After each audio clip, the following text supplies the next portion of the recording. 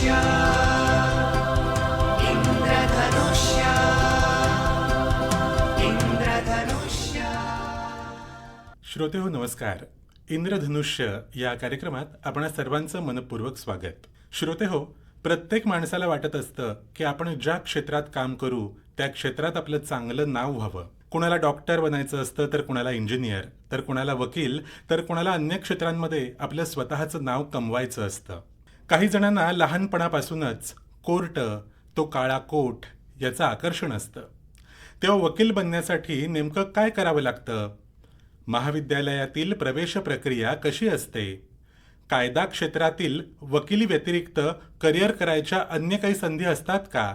या आणि यासारख्या अनेक प्रश्नांची उत्तरं देण्यासाठी श्रीमान भागोजी शेठ कीर, विधी महाविद्यालयाचे प्रभारी प्राचार्य ॲडव्होकेट आशिष बर्वे सर आज आकाशवाणीच्या स्टुडिओमध्ये आले आहेत. अतिशय लहान वयामध्ये आपल्या बुद्धिमत्तेनं आणि हुशारीनं प्राचार्यपदी ते नुकतेच विराजमान झाले. त्यांना LLM मध्ये गोल्ड मेडल मिळालेलं असून सध्या त्यांची PhD पूर्णत्वाच्या मार्गावर आहे. बर्वे सर नमस्कार, कार्यक्रमात आपलं स्वागत. नमस्कार. सगळ्यात सुरुवातीला मला जाणून घ्यायला असं आवडेल की विधी महाविद्यालयामध्ये म्हणजेच लॉ कॉलेजमध्ये प्रवेश घ्यायचा असेल तर कोणतं क्वालिफिकेशन असावं लागतं? आपल्याकडे LLBचे 3 इयर कोर्स आणि 5 इयर कोर्स असे दोन्ही कोर्सेस असतात. 5 इयर कोर्सला ॲडमिशन घेण्याकरता आपली 12वी आपण उत्तीर्ण असणं आवश्यक आहे. आणि 3 इयर्स कोर्स करता BA, BCom, BSc यापैकी किंवा इतरही कुठली डिग्री असणं आवश्यक आहे. 3 इयर कोर्सचं साधारण स्ट्रक्चर असं असतं की डिग्रीनंतर 3 वर्षाचा LLBचा अभ्यासक्रम असतो आणि 12वी नंतरचा जो अभ्यासक्रम आहे तो 5 वर्षाचा आहे. यासाठी मात्र आता 12वी किंवा फक्त डिग्री इतकं पुरेसं नसून त्याची CET सुद्धा आता LLB करता देणं अनिवार्य आहे. माझ्या मनात हा प्रश्न आलाच होता की CET हा शब्द अनेक जण ऐकतात, तर ही CET प्रवेश प्रक्रिया म्हणजे नेमकं काय आणि लॉ कॉलेजमध्ये ॲडमिशन घेण्यासाठी ती कशा प्रकारे आवश्यक असते? आपण 12वी किंवा डिग्रीनंतर CET परीक्षा देऊन LLB 5 इयर कोर्स किंवा 3 इयर्स कोर्स करता प्रवेश घेऊ शकतो. ही जी CET प्रवेश प्रक्रिया आहे ती सेंट्रलाइज्ड होते. याचाच अर्थ असा की CET सेल ही जी एक अथॉरिटी आहे ती ही प्रवेश प्रक्रिया आपल्याकडे घेते. ही ऑनलाईन प्रकारची प्रवेश प्रक्रिया असते. बरं. आणि MCQ किंवा मल्टिपल चॉईस क्वेश्चन्स आपण ज्याला म्हणतो हो. त्या प्रकारचे प्रश्न आपल्याला यामध्ये सोडवायचे असतात. अच्छा. आणि या CETच्या मेरिटच्या बेसिसवरती सगळ्या लॉ कॉलेजेसमध्ये आपल्या LLBच्या 5 इयर कोर्स आणि 3 इयर कोर्सच्या ॲडमिशन्स होतात. अच्छा. CET परीक्षा ही आता अपरिहार्य आहे असं म्हणता येईल आपल्याला? हो हो. बरं. CET परीक्षेचा अभ्यासक्रम कुठे उपलब्ध होतो आणि या परीक्षेची जाहिरात कुठे कधी प्रसिद्ध होते, काय सांगता येईल? हो, याकरता एक अत्यंत चांगली वेबसाईट आहे ज्यावर आपल्याला CET परीक्षा, त्याचा अभ्यासक्रम, त्याचप्रकारे CET परीक्षा प्रत्यक्ष देणं या सगळ्याच गोष्टी करता येतात. ती म्हणजे mahaCET.org. बरं. या वेबसाईटवर CETचा अभ्यासक्रम काय आहे, कशा प्रकारे त्याची थोडक्यात तयारी किंवा माहिती पुस्तिका, त्याचप्रकारे CETचं ॲप्लिकेशन, ते CETचं हॉल तिकीट, ते CETचा रिझल्ट, हे अगदी सगळं काही सेंट्रलाइज्ड सिस्टीममध्ये या mahaCET.org या वेबसाईटवर विद्यार्थ्यांना उपलब्ध होतं. अच्छा. आणि ही परीक्षेची जी जाहिरात आहे ती साधारणपणे कोणत्या महिन्यांमध्ये प्रसिद्ध होते असं काही त्यांचं असतं का? हो. परीक्षा जी आहे CET परीक्षा ही मे महिन्यात होते. एप्रिल एंड किंवा मे महिन्याच्या दरम्यान. पण त्याचा जो ॲप्लिकेशन फॉर्म आहे तो साधारणपणे जानेवारी महिन्यात उपलब्ध होतो CETच्या वेबसाईटवरती. आणि ऑनलाईन प्रक्रिया असल्यामुळे वेळेत आपण तो फॉर्म भरणं आवश्यक आहे. तो फॉर्म भरल्यानंतर काही डॉक्युमेंट्स आपल्याला अपलोड करावी लागतात. त्याचप्रकारे आपल्याला CET परीक्षा कुठल्या केंद्रावर द्यावी लागणार आहे, त्याचं हॉल तिकीट, या सगळ्या गोष्टीसुद्धा या वेबसाईटवरतीच आपल्याला प्राप्त होतात. आणि मग जिथे आपल्याला एक्झाम द्यायची आहे तिथे आपण एक्झाम दिल्यानंतर पुढचा रिझल्ट, कुठल्या कॉलेजला आपल्याला ॲडमिशन घ्यायची आहे, ते सिलेक्शन, या सगळ्याच प्रोसेसेस या एका वेबसाईटवर आपल्याला उपलब्ध आहेत. अच्छा. आता असा एक प्रश्न निर्माण होतो की CET परीक्षा देण्यासाठी अन्य कोणत्या गावाला जायला लागतं का ती ऑनलाईन पद्धतीने स्वतःच्या घरी देता येते का एखाद्या सेंटरला जाऊन ती द्यायची असते? हो. म्हणजे ह्याचं निवड कशी करावी, काय असते प्रक्रिया? ही प्रक्रिया ऑनलाईनच असते. परीक्षा सुद्धा ऑनलाईनच होते. पण ती आपण घरून देऊ शकत नाही. CET परीक्षा देण्याकरता आपल्याला केंद्र CET सेलकडून उपलब्ध होतं आणि त्या सेंटरवर जाऊन आपल्याला तिथे परीक्षा देता येते. अच्छा. आता अजून एक मनामध्ये नेहमी शंका येते, अनेकांच्या येते अर्थातच, की LLB करण्याकरता वयोमर्यादेची अट आहे का? LLB करण्याकरता अजून तरी वयोमर्यादेची अट नाही. बरं. कुठल्याही वयाची व्यक्ती LLB करू शकते, हां. परंतु ती अट येण्याची शक्यता मात्र आता तयार झालेली आहे. बरं. या संदर्भातली एक केस पेंडिंग आहे हां. आणि त्यामुळे त्या केसचा निकाल काय लागतो आहे. म्हणजे काही जणांचं म्हणणं होतं की वयोमर्यादा असावी, काही जणांचं म्हणणं आहे की ती नसावी, कारण हे शिक्षण आहे. हो. पण या संदर्भातला निर्णय आता कोर्टाच्या अखत्यारीत आहे. पण सध्या तरी कोणत्याही प्रकारची वयोमर्यादा LLB करण्यासाठी नाही आहे. अच्छा, सध्या नाहीये म्हणजे. हो. बरं. आता पुन्हा एकदा CET संदर्भातलाच एक प्रश्न, की CET परीक्षा देण्यासाठी कोणती पुस्तकं आज मार्केटमध्ये उपलब्ध आहेत आणि म्हणजे जेणेकरून विद्यार्थी व्यवस्थितपणे त्याचा अभ्यास करू शकतील आणि ती परीक्षा देऊ शकतील? हां, CETचा जो अभ्यासक्रम आहे तो अगदी बेसिक आहे. 5 इयर्सच्या CETचा सुद्धा आणि 3 इयर्सच्या CETचा सुद्धा. बरं. याकरता अगदी फार काही वेगळ्या अभ्यासाची गरज खरं तर भासत नाही. पण त्यातही थोड्याफार प्रमाणात लीगल रिझनिंग, लीगल ॲप्टिट्यूड, काही प्रमाणात statistics, English, general knowledge, current affairs म्हणूया आपण, या सगळ्या गोष्टींची तयारी करणं आवश्यक आहे.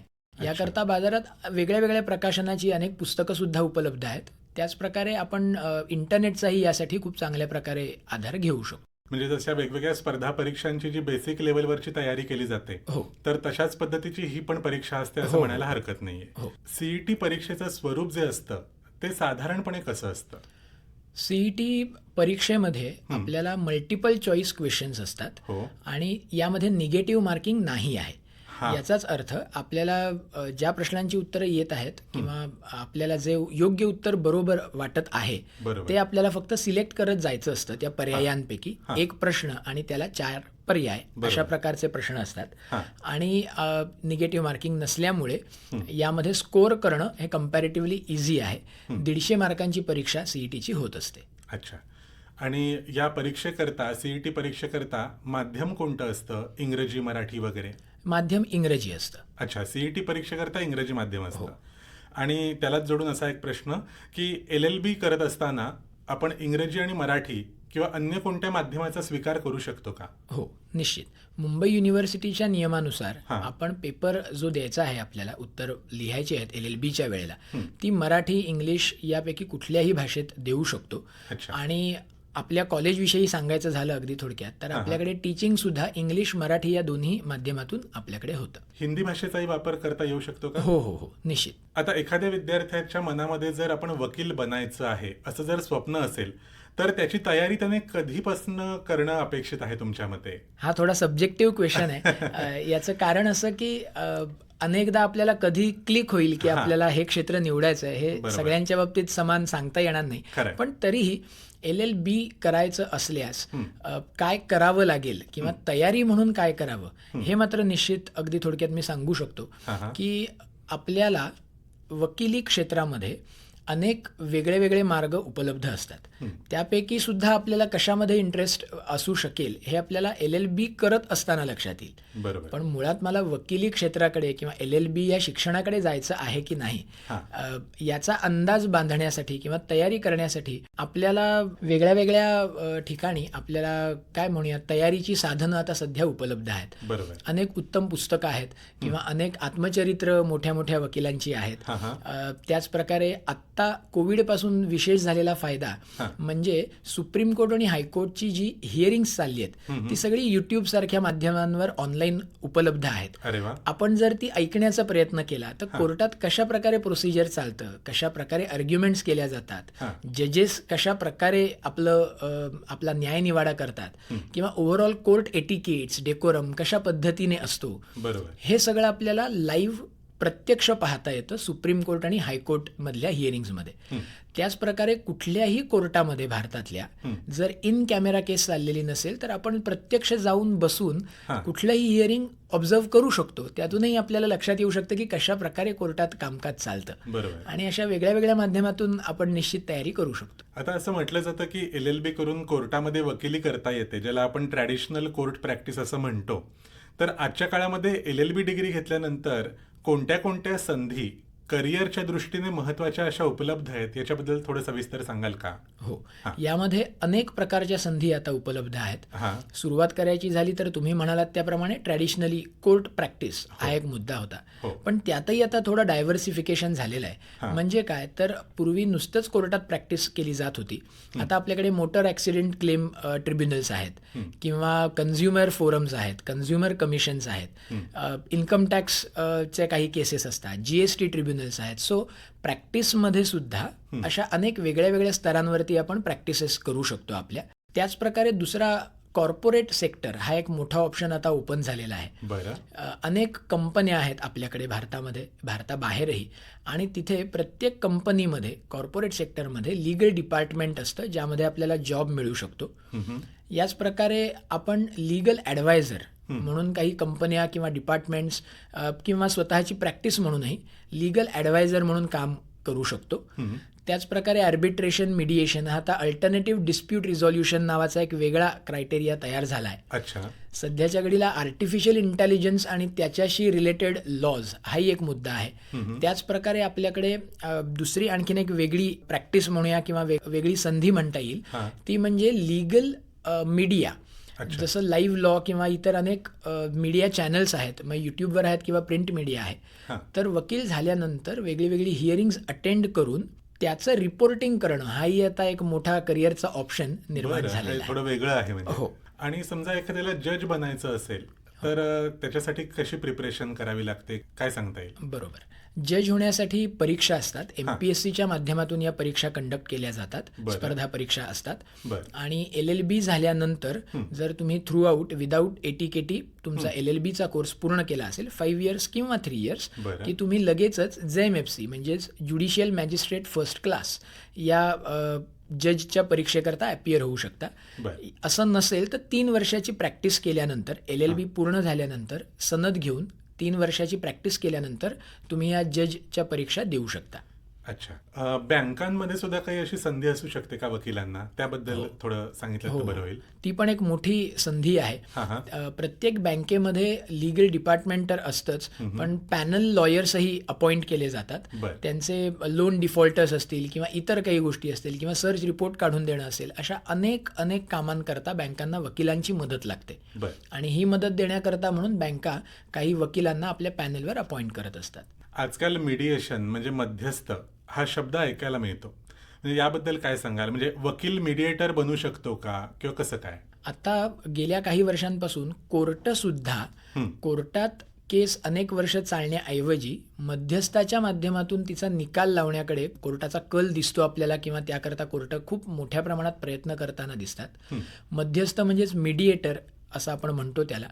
तर आता कोर्टानी सुद्धा आणि वेगळ्या वेगळ्या बार काउन्सिल्सनी, नॅशनल लीगल सर्व्हिसेस अथॉरिटीजनी हे मीडिएशनचे कोर्सेस चालू केलेत, ज्यामध्ये वकिलांना मीडिएटर होण्यासाठी ट्रेनिंग दिलं जातं आणि कोर्ट आपल्याला मीडिएटर म्हणून काही केसेसमध्ये अपॉइंट सुद्धा करतं. अशा वेळेला कोर्टामध्ये पूर्ण साक्षी पुरावे सगळी प्रोसेस टेक्निकल पूर्ण करून न्यायनिवाडा करण्याऐवजी मध्यस्थाच्या माध्यमातून ज्या पार्टीजमध्ये वाद आहे, डिस्प्यूट आहे, त्यांना समोरासमोर बसवून त्यांच्यात संवाद घडवून आणून आपण मध्यस्थाच्या माध्यमातून न्यायनिवाडा करू शकतो. अच्छा. म्हणजे मीडिएशन साठी मीडिएटर बनणं जे काही गरजेचं असतं तर त्याच्यासाठी काही सर्टिफाईड कोर्स करणं पण गरजेचं आहे का? हो, याचे काही सर्टिफाईड कोर्स आहेत. हायकोर्ट्समध्ये हे सर्टिफाईड कोर्स होतात. त्याच प्रकारे national legal services authorities of India हे वर्षातून काही वेळेला हे कोर्सेस घेत असतात. तसेच याचे काही डिप्लोमाज किंवा सर्टिफिकेट कोर्सेस वेगळ्या वेगळ्या युनिव्हर्सिटीज आणि कॉलेजेसमध्येही चालू आहेत. मगाशी तुम्ही सांगत असताना मीडिएशन सोबत आर्बिट्रेशन असा एक शब्द सांगितला, तर मग त्याच्याबद्दल थोडी माहिती सांगाल का? हो. आर्बिट्रेशन हे थोडक्यात कोर्टासारखंच एक स्ट्रक्चर आहे. आर्बिट्रेशन प्रोसिडिंग्स जिथे चालतं तिथे जी व्यक्ती आर्बिट्रेटर म्हणून बसते, म्हणजे आपल्याला कोर्टाबरोबर कम्पेअर करायचं झालं तर कोर्टात ज्याप्रमाणे जज असतात त्या प्रकारे आर्बिट्रेशन प्रोसिडिंगमध्ये आर्बिट्रेटर असतात. त्यांच्यासमोर पूर्णपणे डिस्प्युटिंग पार्टीजमधला जो वाद आहे तो मांडला जातो. काही पुरावे असतील, साक्षीदार असतील तर ते प्रेझेंट केले जातात आणि आर्बिट्रल प्रोसिडिंगच्या शेवटी आर्बिट्रल अवॉर्ड म्हणजेच थोडक्यात डिसिजन आर्बिट्रेशनचा दिला जातो. हा डिसिजनही दोन्ही डिस्प्युटिंग पार्टीजवरती बंधनकारक असतो. पण याची एक महत्वाची पायरी आहे की जी पार केल्याशिवाय आपल्याला आर्बिट्रेशनपर्यंत जाता येत नाही.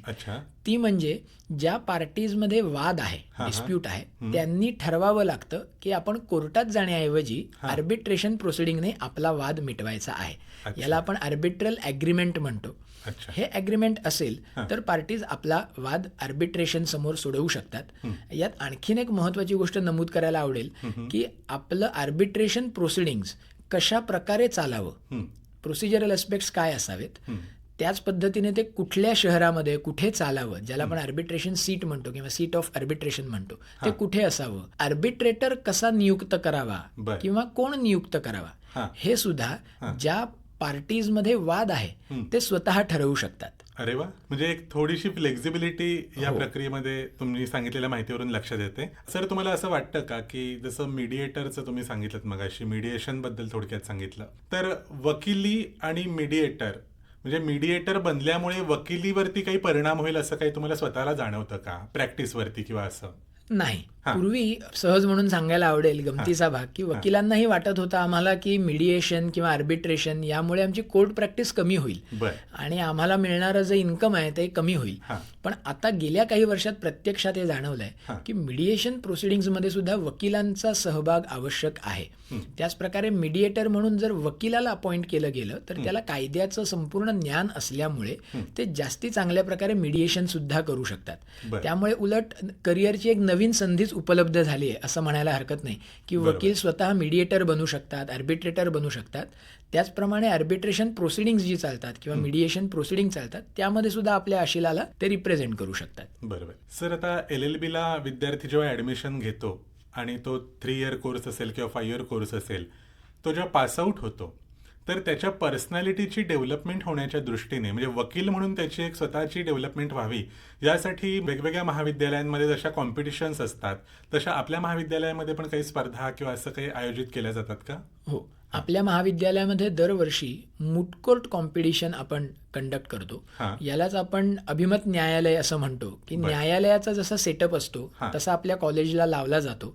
एक कोर्टरूम तयार केलं जातं, अनेक सिनियर वकील किंवा जजेस यांच्यापैकी कोणाला तरी जज म्हणून अपॉइंट केलं जातं आणि विद्यार्थ्यांना आपण केसेस देतो, फॅक्ट्स देतो केसच्या, त्यावर त्यांनी वकील ज्याप्रमाणे तयारी करतात, कायद्यांचा अभ्यास करणं किंवा पुरावे पाहणं, त्या प्रकारे विद्यार्थी त्याचा अभ्यास करतात, वकील म्हणून अभ्यास करतात आणि या मूट कोर्ट कॉम्पिटिशनच्या वेळेला दिलेल्या नियमानुसार, कोर्ट एटिकेटनुसार ते आपली केस कोर्टासमोर मांडत असतात. अच्छा, थोडीशी वेगळी संकल्पना आहे मूट कोर्ट ही. त्यासोबत अन्य काय काय गोष्टी महाविद्यालयामध्ये आपल्या केल्या जातात? आपल्याकडे वार्षिक क्रीडा महोत्सव असतो, युथ फेस्टिवल जे मुंबई युनिव्हर्सिटीचं असतं त्यात आपला खूप सक्रिय सहभाग असतो. गेल्या वर्षीच्या युथ फेस्टिवलमध्ये आपल्या महाविद्यालयाने खूप छान यश मिळवलं, अनेक पारितोषिकं मिळवली. विद्यार्थ्यांना जास्तीत जास्त बोलायला प्रवृत्त करण्यासाठी भाषणाच्या स्पर्धा सतत होत असतात, डिबेट कॉम्पिटिशन्स, वादविवाद स्पर्धा आपल्याकडे होत असतात. अशा विविध स्तरांवरून आपण विद्यार्थ्यांच्या सर्वांगीण विकासाकरता प्रयत्न करत असतो. खूपच छान. सर, खरं म्हटलं तर कायदा आणि त्यातल्या वेगवेगळ्या अपॉर्च्युनिटीज याबद्दल बोलावं तितकं कमी आहे, पण कार्यक्रमाच्या शेवटाकडे जाताना एक महत्वाचा प्रश्न मला आवर्जून विचारावा असा वाटतो. कायदा क्षेत्राचा अभ्यास करू इच्छिणाऱ्या किंवा या क्षेत्रात येऊ इच्छिणाऱ्या ज्यांना आपण न्यू कमर्स म्हणूया त्यांना तुम्ही काय सल्ला द्याल जेणेकरून त्यांचं करिअर चांगल्या पद्धतीने डेव्हलप होईल? हो, आता कायदा क्षेत्राकडे खूप क्वालिटी असणारी मुलं येत आहेत असं मागच्या 8-10 वर्षाचं माझं स्वतःचं सुद्धा ऑब्झर्वेशन आहे. ही मुलं खूप हुशार आहेत, पण नक्की काय करावं या बाबतीत अजून त्यांचा फोकस म्हणूया आपण तितकासा क्लिअर काही वेळेला नसतो.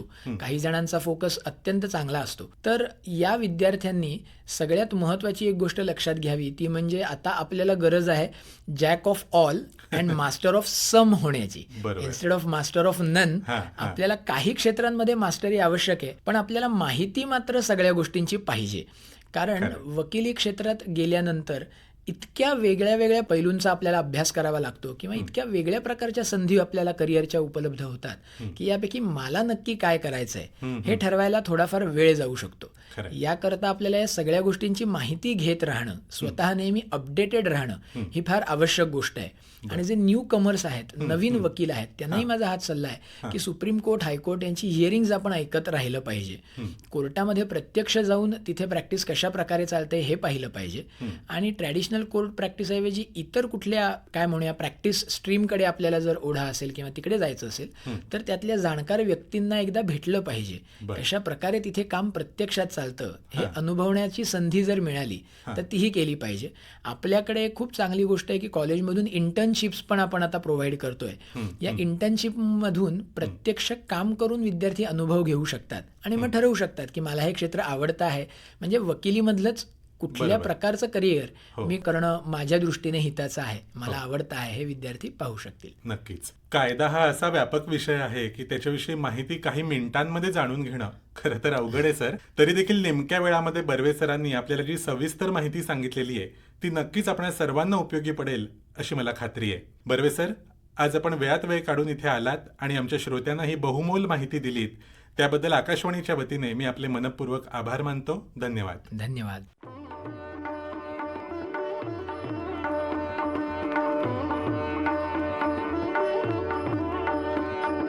विमोह त्यागुन कर्मफलांचा, विमोह त्यागुन कर्मफलांचा सिद्ध होई पार्था. कर्तव्याने घडतो माणूस जाणून पुरुषार्था, जाणून पुरुषार्था.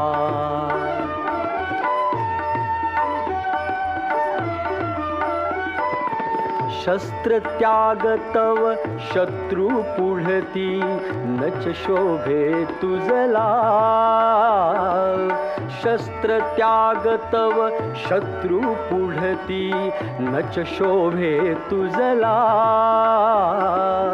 कातर होसी समरी मग तू वीरोत्तम कसला. घे शस्त्राते सुधीर होऊन, घे शस्त्राते,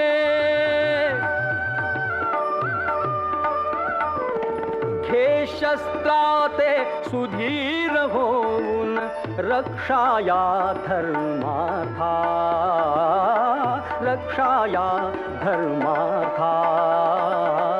कर्तव्याने घडतो माणूस जाणून पुरुषार्था, जाणून पुरुषार्था. कर्तव्याच्या पुण्यपथावर मोहाच्या फुलबागा. कर्तव्याच्या पुण्यपथावर मोहाच्या फुलबागा. मोही फसता मुकशील वीरा मुक्तीच्या मार्गा.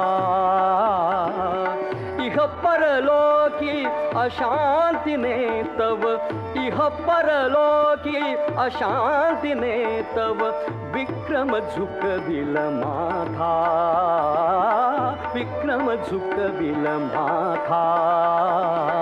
कर्तव्याने घडतो माणूस जाणून पुरुषार्था, जाणून पुरुषार्था. कुणी आप्तना कुणी सखाना जगती जीवांचा.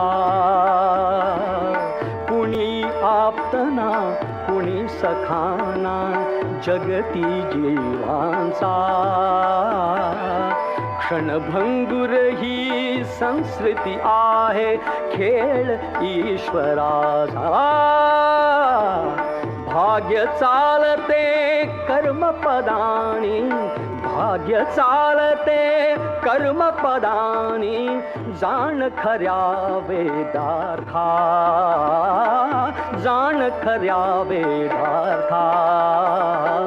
कर्तव्याने घडतो माणूस जाणून पुरुषार्था, जाणून पुरुषार्था. रंगहीन मी या विश्वाच्या रंगाने रंगलो,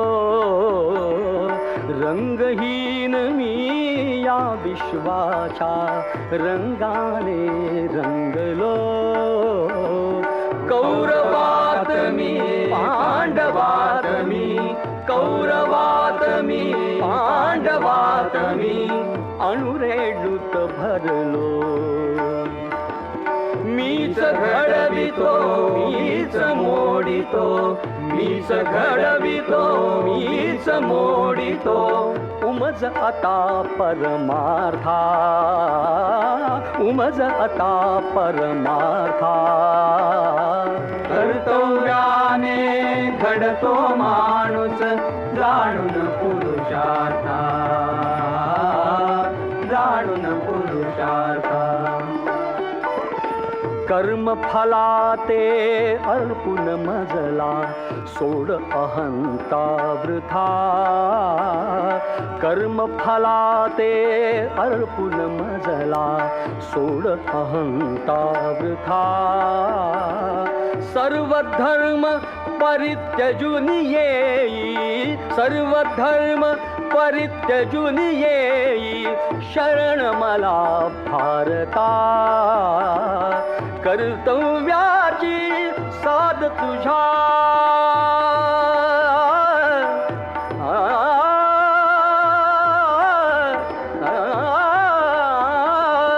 कर्तव्याची साध तुझ्या तुझ सिद्ध करी धर्मार्था, सिद्ध करी धर्मार्था. कर्तव्याने घडतो माणूस जाणून पुरुषार्था, जाणून पुरुषार्था. विमोह त्यागून कर्मफलांचा सिद्ध होई पार्था. कर्तव्याने घडतो माणूस जाणून पुरुषार्था, जाणून पुरुषार्था.